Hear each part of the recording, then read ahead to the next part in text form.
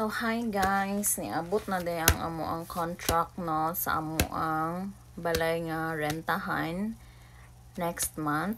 So, tanaw na to kung magkano ang bayad or down payment pag magre-rent ka ng isang bahay or apartment dito sa Japan. So, let's see. So, open na natin guys.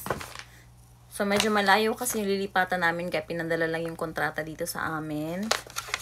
So, yes po, hindi po basta-basta mag-apply ng contract or mag-apply ng pag magre-rent kayo ng bahay dito sa Japan, guys. So, kailangan may contract talaga. Then, kung 1 year, 1 year lang. Kung 2 years, 2 years, magdepende. So, yung contract namin is only 1 year. Yes, magpapakalayo-layo muna kami guys. So, alam nyo ba kung gaano kamahal ang down payment? Yes. So, eto na po lahat ang contract. Ipapakita ko sa inyo ngayon kung magkano ang babayaran namin bago kami makalipat sa bahay. So, ayan po. At April 6 kami magsa-start, maglilipat. So, April 6 kami magsa-start.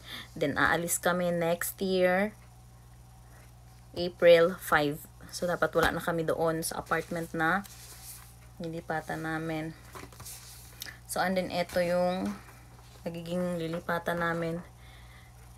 So, apartment siya, hindi siya talaga bahay. Kasi ito yung gusto ng partner ko. Kasi alam nyo kung bakit merong onsen, may mga gym, may karaoke, libre na, guys, sa aming babayaran every month na 60,000 yen per month. Yes guys, 60,000 yen per month. So, kayo na bahala mag-convert into peso. Ang 60,000 yen per month, yan na siya. So, hindi yan ang babayaran namin guys. Kasi meron tayong diba kung sa Pilipinas, merong 1 month advance, deposit, diba mga ganon.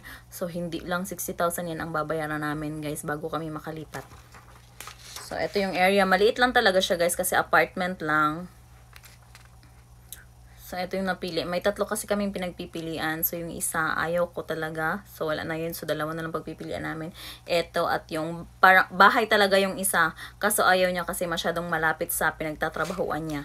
So, ayaw niya ng, kasi parang, pagdating niya sa bahay, pag malapit lang yung pinagtatrabuhan, parang stress pa din siya. Gusto niyang ma-refresh. Gusto niyang magbiyahe-biyahe na medyo malayo. So, and then, eto na siya, guys. Syempre, wag nang basahin yung mga kanji. Ang tingnan natin yung pera. So, ayan guys. Ayan. Ayan ang down payment. 234,000 yen. Down payment. Para makapag-transfer ka or makalipat ka doon sa apartment. 234,000 yen.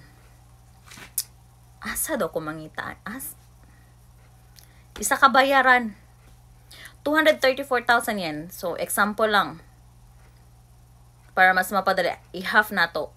I-half ang conversion to peso. 234,000. Magkano ang half ng 234,000? 115. 115,000 pesos or ibutang na to. O ilagay natin sa 100. Close na natin ang 100,000 pesos. Down payment, 100,000 pesos. Down payment.